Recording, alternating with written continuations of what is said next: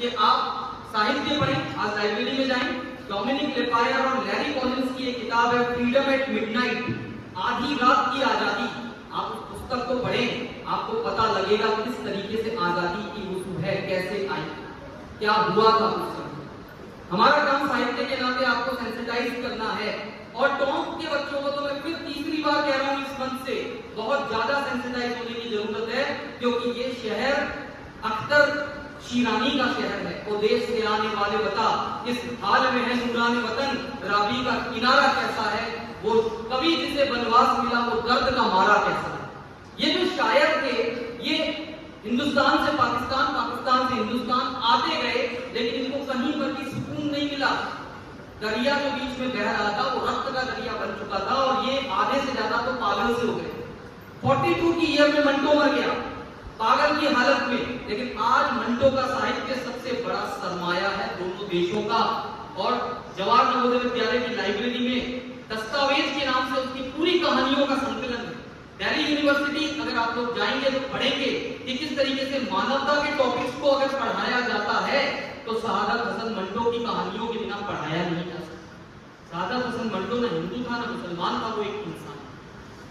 तो अख्तर शीरानी टोंक के अंदर ही उनका मकान है, उनके मकान के ऊपर बाद में कुछ लोगों ने कब्जा कर लिया, और उसके बाद वहां पे एक प्राथमिक पाठशाला अभी चल रही है। मैं खुद वहां पर जाके आया, मुझे लगा कि अख्तर शीरानी के कुछ शायद वंशज या कुछ लोग अगर मुझे मिल जाएं, लेकिन नामो निशान नेस्तनाबूद दोनों तरफ से। अब चूंकि आपकी जो जनरेशन है वो फिल्मों से ज्यादा समझती है, हमारे आदरणीय सोशल स्टडी के जो सर है इन्होंने बताया आपको कि कुछ फिल्में लिखी, तो मैं तो आपको एक ही फिल्म हिंदुस्तान की बताऊंगा और एक पाकिस्तान की। हिंदुस्तान की फिल्म का नाम है गर्म हवाएं, स्क्रॉचिंग विंड, 1974-75 की बनी भीष्म साहनी।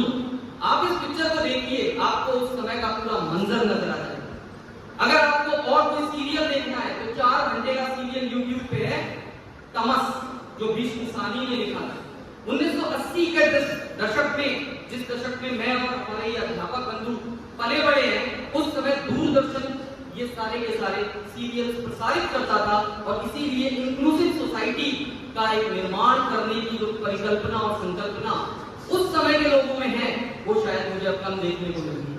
क्योंकि अब क्या जमाना आ गया फिक्रा परस्ती का। सर ने क्वेश्चन किया था कि ऐसा हुआ क्यों, ये कत्लेआम हुआ क्यों?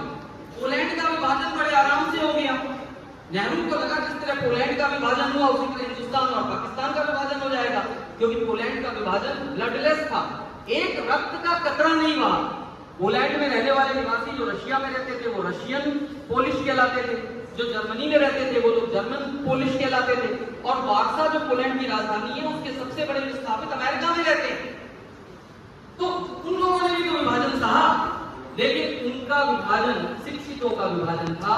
हमारे पॉलिटिशियंस ने जैसा बताया टू नेशन थ्योरी कहकर इस तरीके की मानसिकता को जन्म दिया कि शायद फिक्रा परस्ती जो है वो बहुत ज्यादा हावी हो गई, और उसीलिए ये जो है ये पूरा कर दिया। तो हिंदुस्तान की पिक्चर का नाम है गर्म हवाएं, स्क्रॉचिंग विंड हिंदी में, और पाकिस्तान की पिक्चर का नाम है उदास पानी। ये अनुपम खेर जो है उनकी पत्नी है, उन्होंने इसके अंदर एक्टिंग करी है।